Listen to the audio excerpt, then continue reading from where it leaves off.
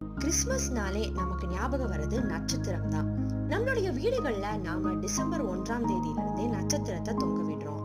அது கிறிஸ்துமஸ்க்கு ஒரு அடையாளமா இருந்தாலும் அதனுடைய உண்மையான அர்த்தம் என்ன அப்படின்னு பைபிள்ல இருந்து பார்க்கலாமா? அன்று 3 ராஜாக்கள் இயேசுவை காண்பதற்கு வழி தெரியாமல் திகைத்த பொழுது ஏரோது அரண்மனையில இருந்தவர்கள் இயேசு இருந்த இடத்தை அடைவதற்கு பல தகவல்களை கொடுத்தாலும் இந்த நட்சத்திரமானது அந்த ராஜாக்களோட கூடவே பயணித்து ஒரு சிறந்த வழிகாட்டியாக இயேசுவை அடைய உதவி செய்தது. இன்னைக்கும் நம்மளுடைய சமுதாயத்துல அநேக ஜனங்கள் இயேசுனா யாரு, இயேசுவை எப்படி தேட முடியும், இயேசுவை எங்க போய் கண்டுபிடிக்கலாம் அப்படின்னு பல கேள்விகளோட இருக்கிறாங்க. இப்படிப்பட்டவங்களுக்கு ஒரு சிறந்த வழிகாட்டியா இருக்கதான் இயேசு உங்களையும் என்னையும் தெரிந்தெடுத்திருக்கிறாரு.